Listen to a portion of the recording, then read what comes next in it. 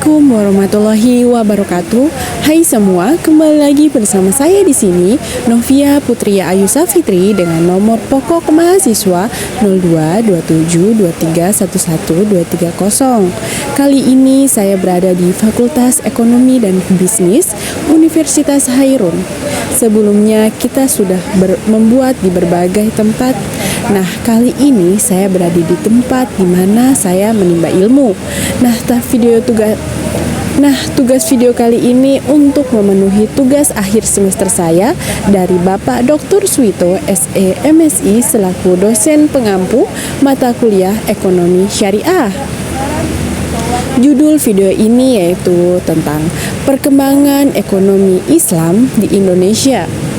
Nah, pembahasan yang akan saya paparkan yaitu rangkuman dari video-video sebelumnya, yaitu part 1 hingga part 6 yang telah saya jelaskan sebelumnya. Nah, materi yang akan saya jelaskan ini yaitu meliputi materi pertama yaitu perbedaan bank syariah dan bank konvensional. Materi kedua yaitu part 2, praktek perdagangan Islam di pasar tradisional. Part 3 yaitu optimalisasi infrastruktur dalam industri perbankan syariah di era digital.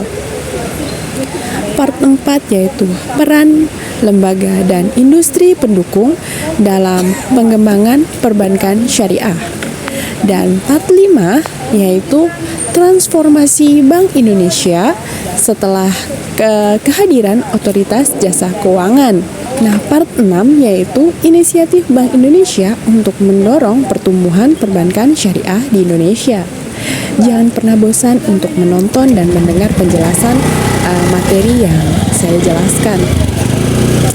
Mari kita simak bersama-sama mengenai rangkuman materi dari part 1 hingga part 6.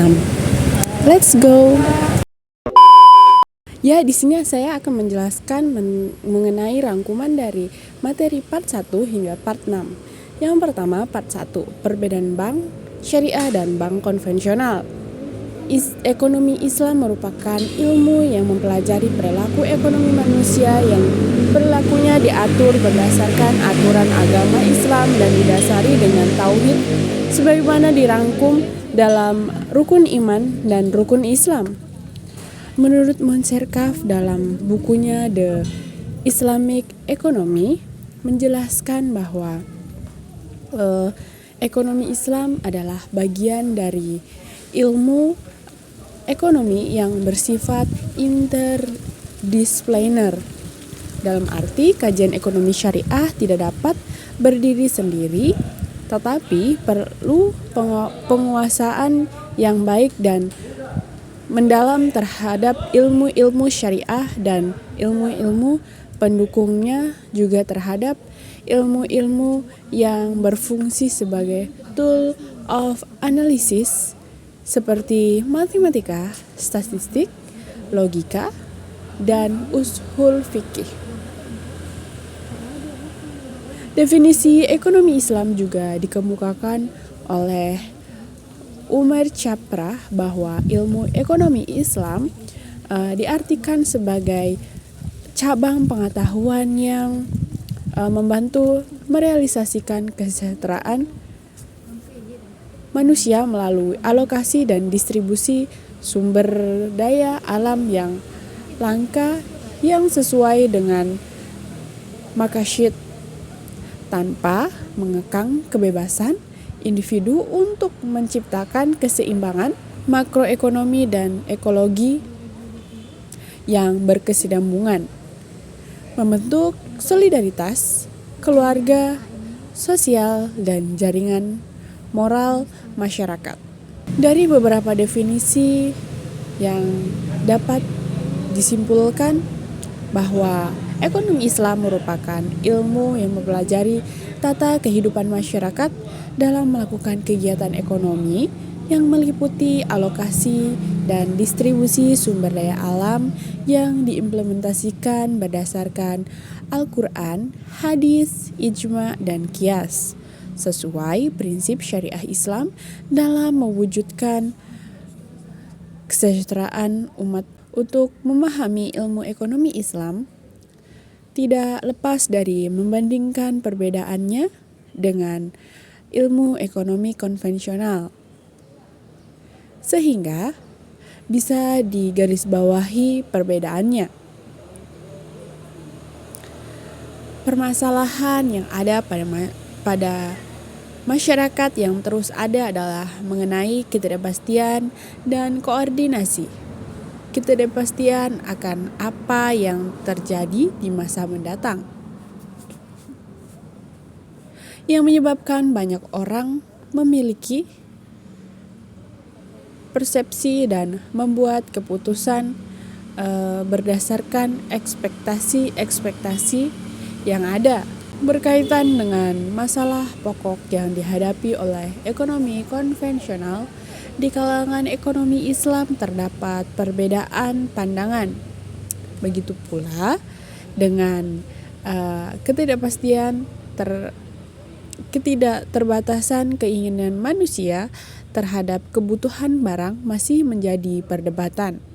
Ilmu ekonomi konvensional yang berkembang di dunia barat dilandasi dengan kebebasan individu dalam melakukan kontrak dengan syarat tidak merugikan satu sama lain. Konsep-konsep ekonomi konvensional versi barat perlu diredefinisikan agar dapat disesuaikan dengan kebutuhan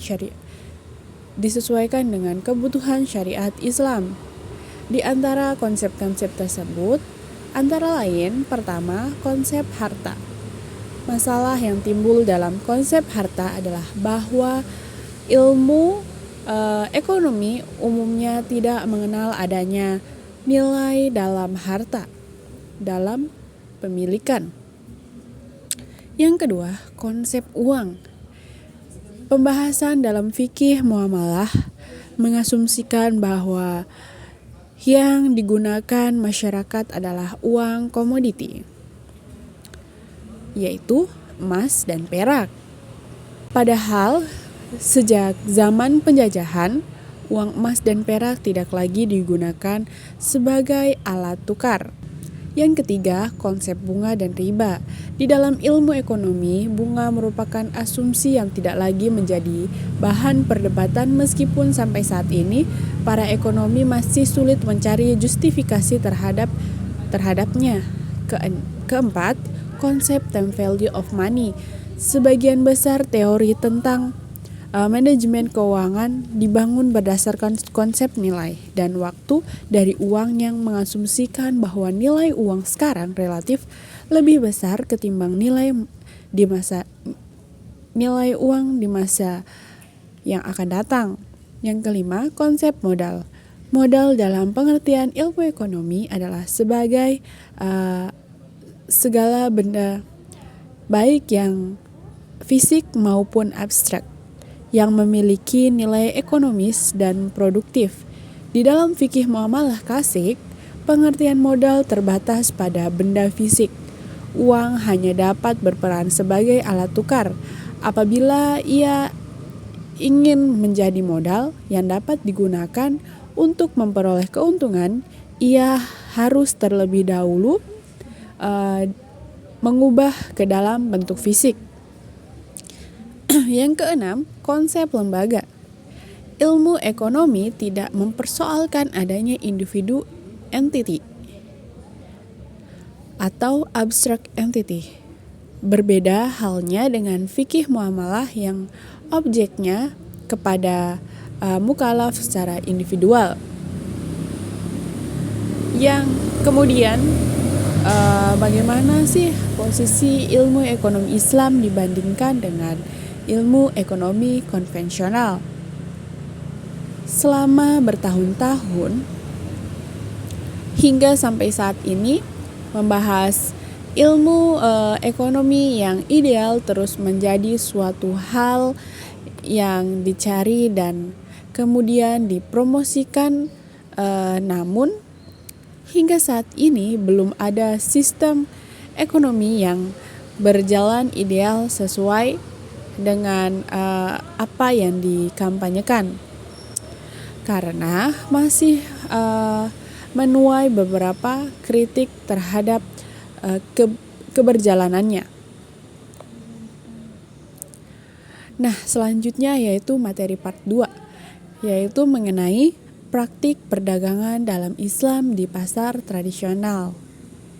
Ekonomi Islam memandang bahwa pasar, negara, dan individu berada dalam keseimbangan atau iktisad.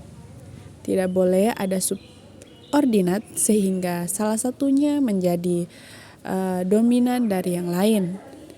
Pasar dijamin kebebasannya dalam Islam. Pasar bebas menentukan cara-cara produksi dan harga.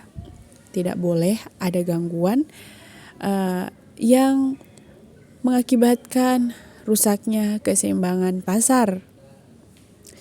Namun, dalam kenyataannya sulit ditemukan pasar yang berjalan sendiri secara adil atau fair.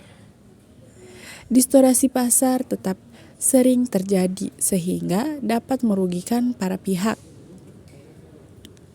Tingkat harga tidak hanya bergantung pada penawaran, namun kekuatan permintaan juga penting.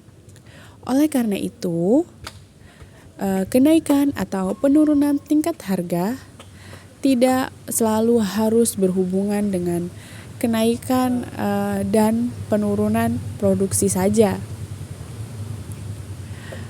Abu Yusuf mengemukakan bahwa tidak ada batasan tertentu tentang rendah dan mahalnya harga. Tidak ada batasan tertentu tentang rendah dan mahalnya harga barang. Hal tersebut ada yang mengaturnya. Murah bukan karena melimpah makanan. Demikian juga mahal bukan disebabkan kelangkaan makanan.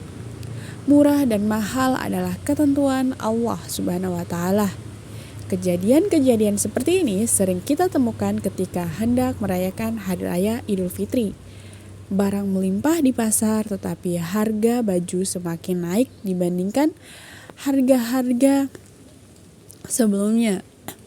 Inilah yang membuktikan kepada kita bahwa apa yang disampaikan oleh Abu Yusuf itu ada kebenarannya.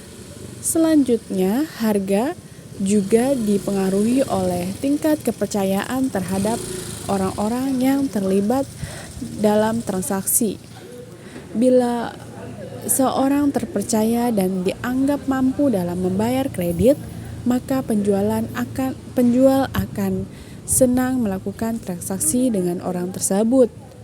Tetapi, bila kredibilitas seseorang dalam masalah kredit telah diragukan, maka penjual akan ragu untuk melakukan transaksi dengan orang tersebut dan cenderung memasang harga tinggi. Selanjutnya, Ibnu Taimiyah memaparkan kredit dengan penjualan dan pengaruhnya terhadap harga. Ketika menetapkan harga, penjual memperhitungkan risiko dan ketidakpastian dalam pembayaran pada masa mendatang. Ia juga menjelaskan kemungkinan penjual menawarkan diskon untuk transaksi tunai. Argumen Ibnu Taimiyah bukan hanya menunjukkan kesadaran mengenai kekuatan penawaran dan permintaan, melainkan juga perhatiannya terhadap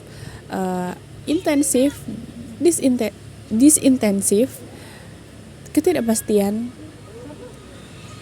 dan resiko yang terlebih dalam transaksi terhadap analisis ekonomi.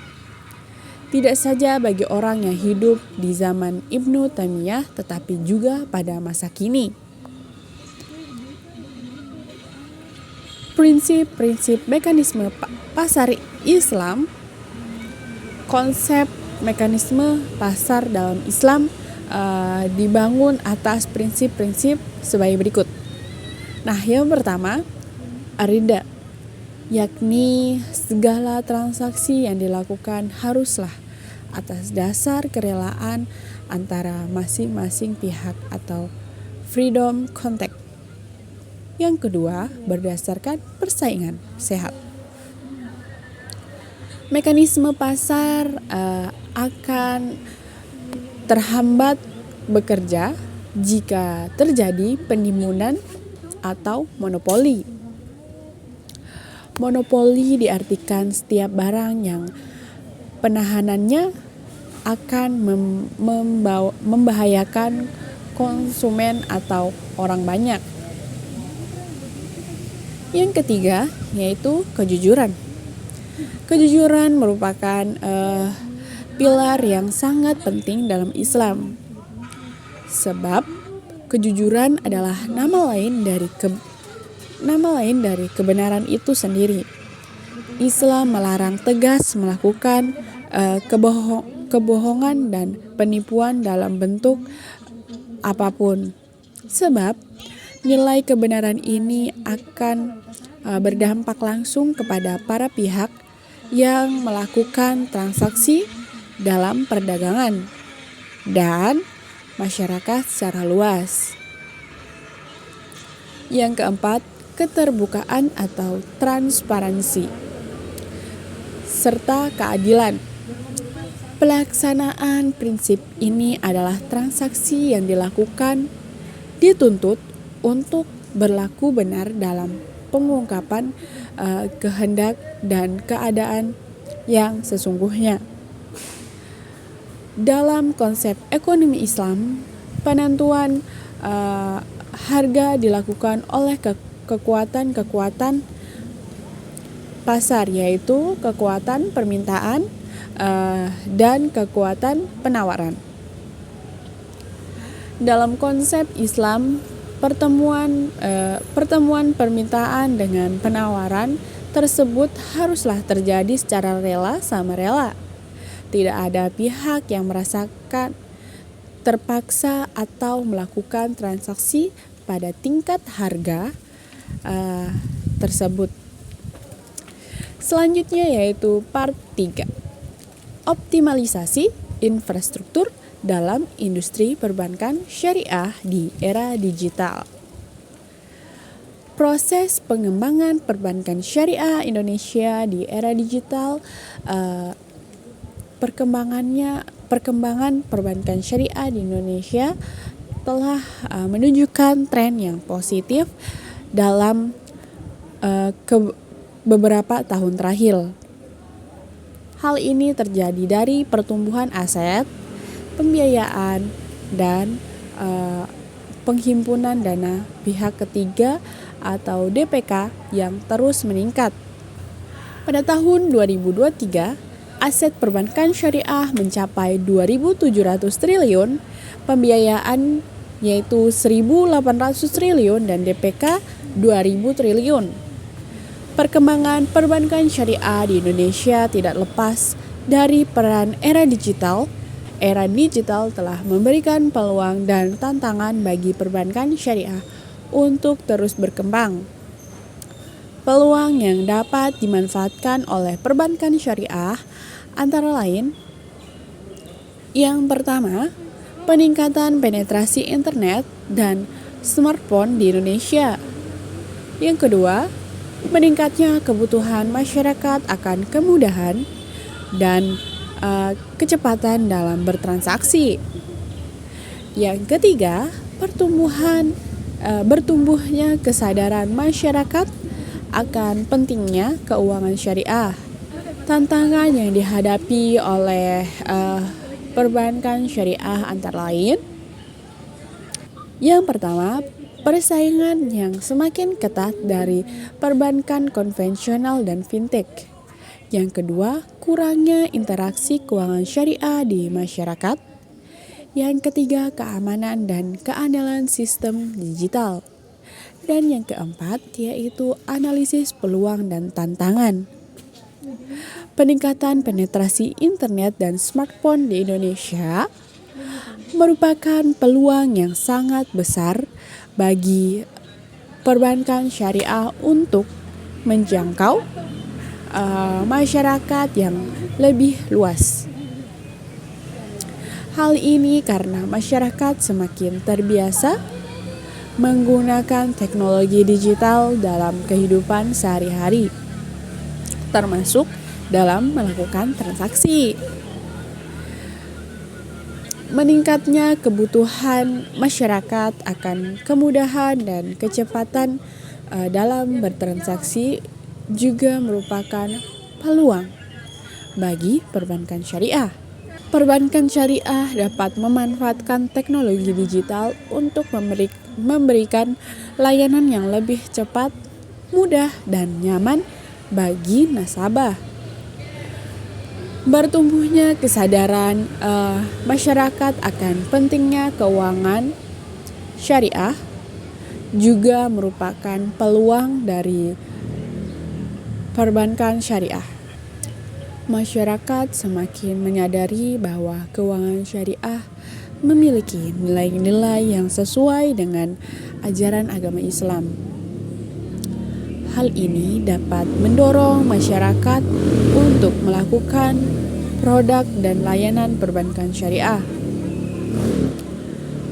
Pesaing yang semakin ketat di perbankan konvensional dan fintech merupakan tantangan yang harus dihadapi oleh perbankan syariah. Perbankan konvensional dan fintech telah memanfaatkan teknologi digital untuk memberikan layanan yang lebih inovatif dan kompetitif. Perbankan syariah harus terus berinovasi untuk bersaing dengan pesaing-pesaingnya. Kurangnya literasi keuangan syariah di masyarakat juga merupakan tantangan bagi perbankan syariah. Masyarakat yang memiliki literasi keuangan syariah yang rendah akan sulit memahami produk dan layanan perbankan syariah. Perbankan syariah harus terus meningkatkan literasi keuangan syariah di masyarakat agar dapat menjangkau lebih banyak nasabah. Keamanan dan keandalan sistem digital juga merupakan tantangan yang harus dihadapi oleh perbankan syariah. Perbankan syariah harus memiliki sistem digital yang aman dan andal untuk melindungi data nasabah, untuk memanfaatkan peluang dan mengatasi tantangan dalam era digital. Perbankan syariah perlu menerapkan strategi pengembangan yang tepat. Strategi pengembangan yang dapat diterapkan oleh perbankan syariah antara lain dengan cara meningkatkan kualitas layanan digital. Pemerintah telah mengeluarkan berbagai kebijakan untuk mendorong pengembangan ekonomi syariah, termasuk di bidang perbankan.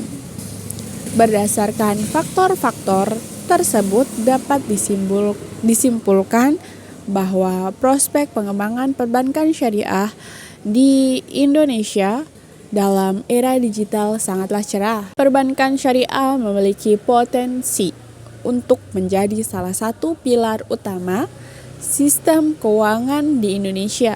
Selain potensi, perbankan syariah juga menghadapi beberapa tantangan dalam era digital. Tantangan-tantangan tersebut antara lain kompetisi yang semakin ketat, kebutuhan akan SDM yang kompeten, dan keamanan kerahasiaan data. Kompetisi yang semakin ketat menjadi tantangan yang harus dihadapi oleh perbankan syariah. Hal ini karena perbankan konvensional juga mengembangkan produk dan layanan syariah. Kebutuhan akan SDM yang kompeten juga menjadi tantangan bagi perbankan syariah. Perbankan syariah membutuhkan SDM yang memiliki pengetahuan dan keterampilan di bidang perbankan syariah dan teknologi digital. Keamanan dan kerahasiaan data juga menjadi tantangan yang harus diperhatikan oleh perbankan syariah. Perbankan syariah harus menerapkan sistem keamanan yang ketat untuk melindungi data nasabah. Nah, selanjutnya yaitu part 4 dengan judul Peran Lembaga dan Industri Pendukung dalam Pengembangan Perbankan Syariah. Perbankan syariah pun telah didorong untuk melakukan digitalisasi sebagaimana yang tercantum pada RPSI tahun 2020 hingga 2025. Digitalisasi perbankan syariah memiliki peran sangat penting, sehingga ditempatkan pada pilar pertama roadmap pengembangan perbankan syariah di Indonesia atau RPSI dan menjadi bagian dari penguatan identitas perbankan syariah. Hal tersebut dilatar belakangi oleh perkembangan teknologi yang terus berjalan dengan cepat yang menuntut dunia seakan tanpa batas, sehingga perbankan syariah dituntut untuk selalu mengembangkan infrastruktur yang berbasis teknologi agar dapat melayani nasabah dengan lebih efisien, lebih efektif, lebih cepat, dan lebih memberikan kenyamanan dan menjamin keamanan transaksi. Bank syariah telah didorong untuk melakukan digitalisasi produk yang dikonkretkan dengan melakukan langkah-langkah strategis seperti mendorong kesiapan dan keandalan dari infrastruktur teknologi informasi yang dapat mendukung percepatan digitalisasi perbankan syariah melalui optimalisasi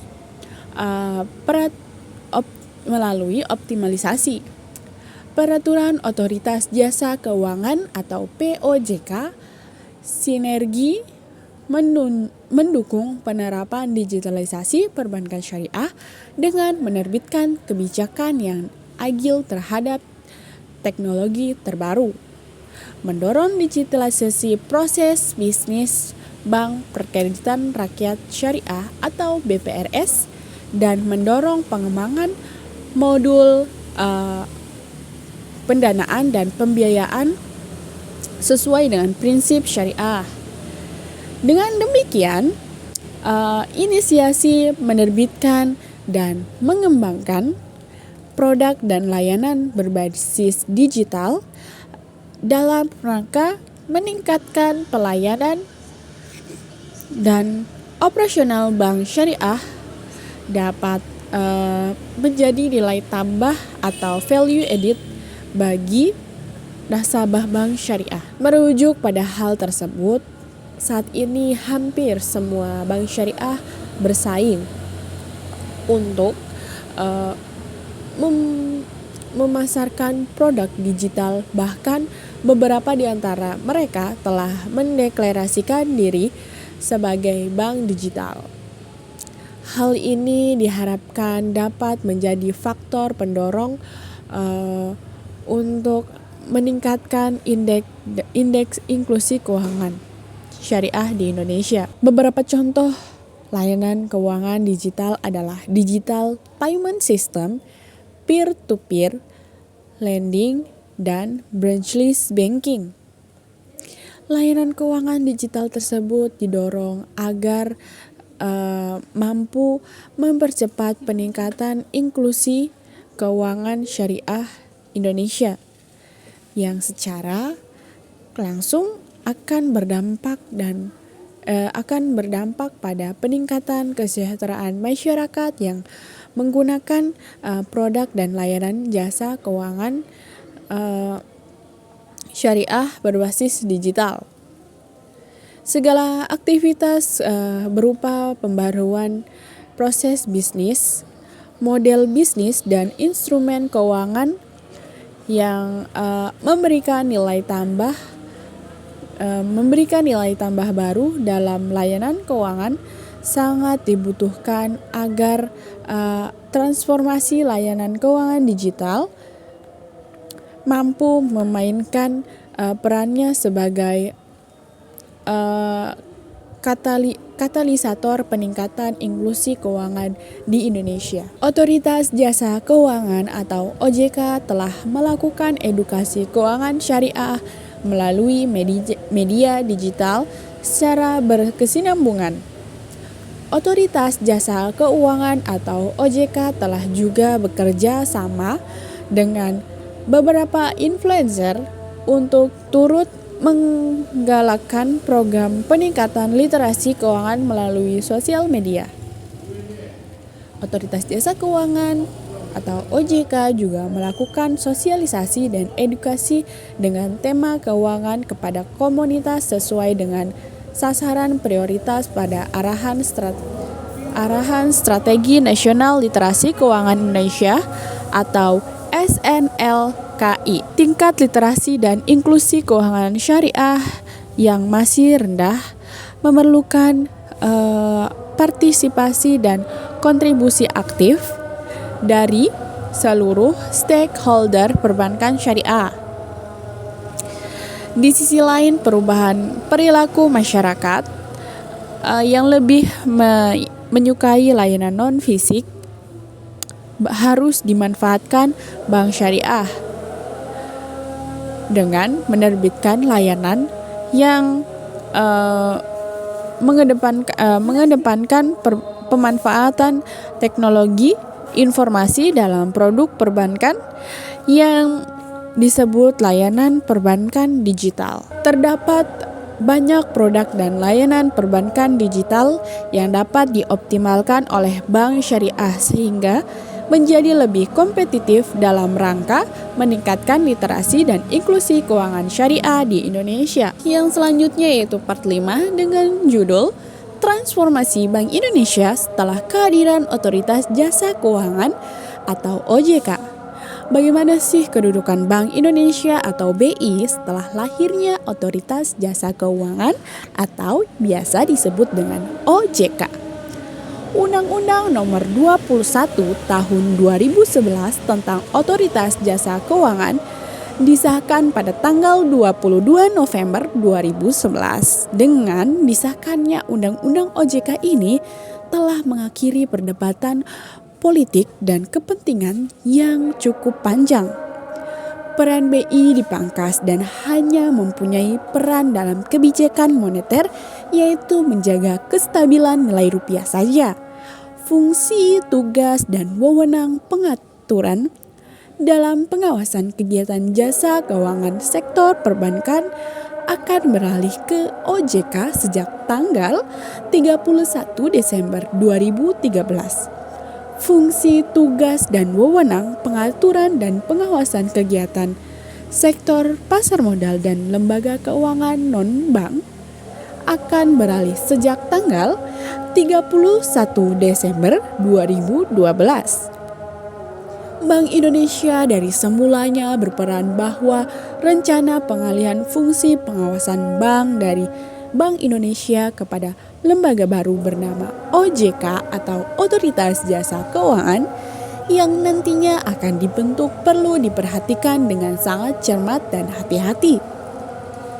Kita perlu terlebih dahulu mempelajari secara seksama pengalaman negara-negara yang sudah melakukan hal yang serupa, termasuk kemungkinan dampak negatifnya terhadap kestabilan moneter dan sistem keuangan. Andai kata pengalihan tersebut pada akhirnya memang harus dilakukan, diharapkan secara berhati-hati dan bertahap serta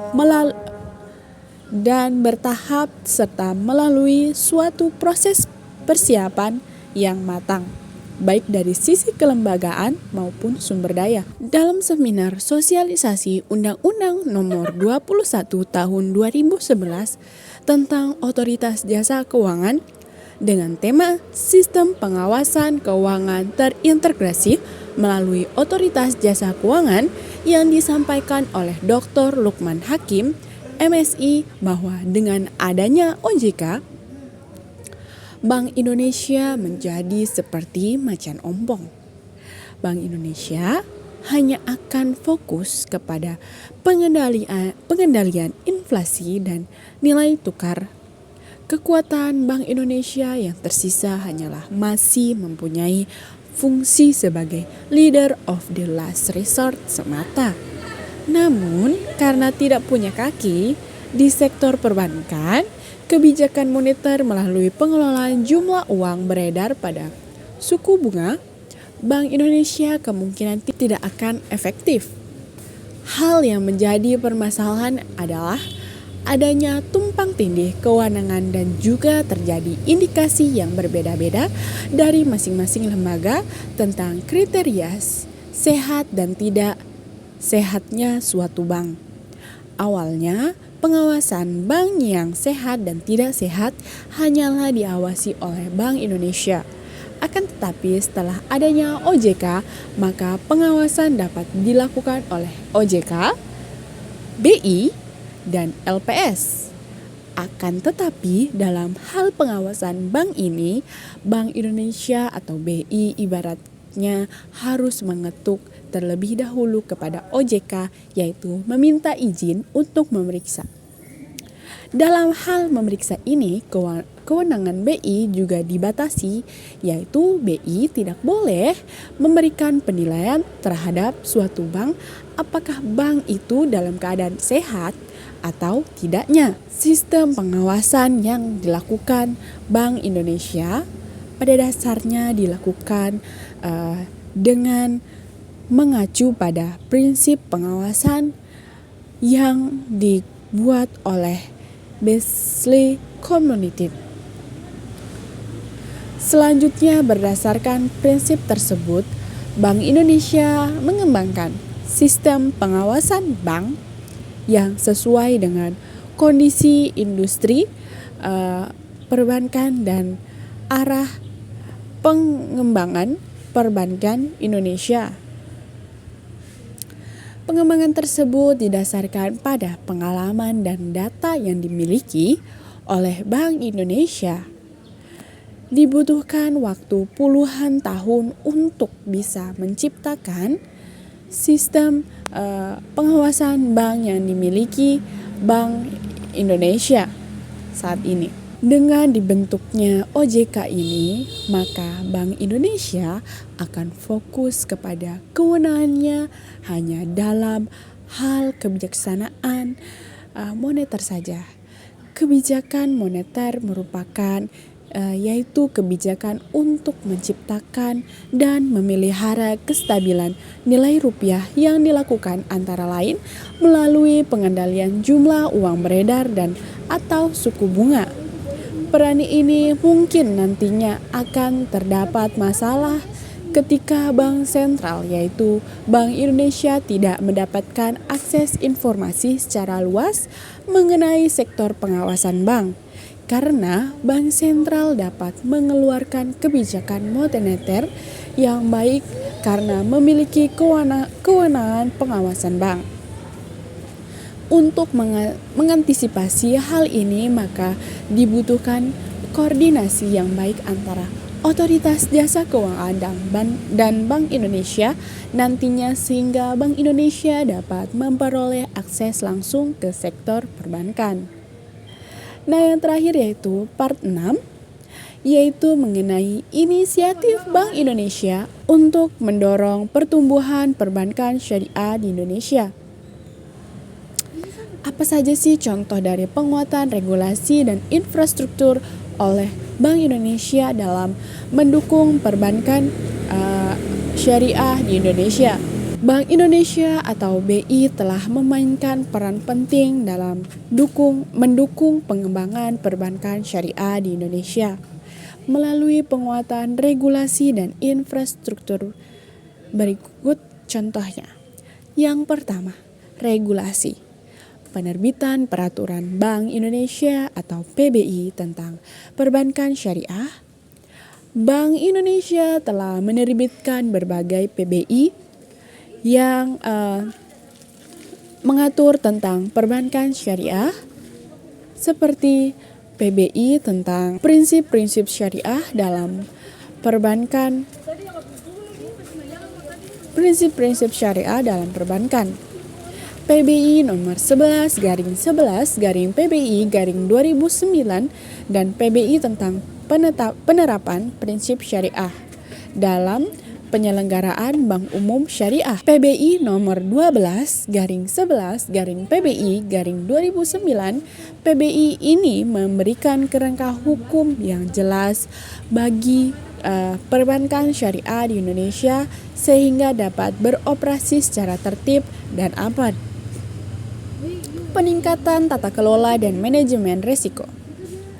Bank Indonesia telah mengeluarkan peraturan yang mewajibkan bank syariah untuk menerapkan tata kelola dan manajemen risiko yang baik, sehingga dapat meminimalisir risiko operasional dan menjaga stabilitas sistem keuangan. Peningkatan transparansi dan akuntabilitas. Bank Indonesia mendorong bank syariah untuk meningkatkan transparansi dan akuntabilitas dalam menjalankan operasionalnya, sehingga dapat membangun kepercayaan dari para nasabah dan investor. Yang kedua, infrastruktur. Pengembangan sistem perbankan syariah. Bank Indonesia telah mengembangkan infrastruktur sistem pembayaran syariah seperti sistem pembayaran nasional atau SPN syariah yang memungkinkan transaksi keuangan syariah dilakukan secara aman, efisien, dan terintegrasi. Selanjutnya, peningkatan akses terhadap data dan informasi. Bank Indonesia menyediakan data dan informasi tentang perbankan syariah melalui website resmi dan publikasi sehingga dapat membantu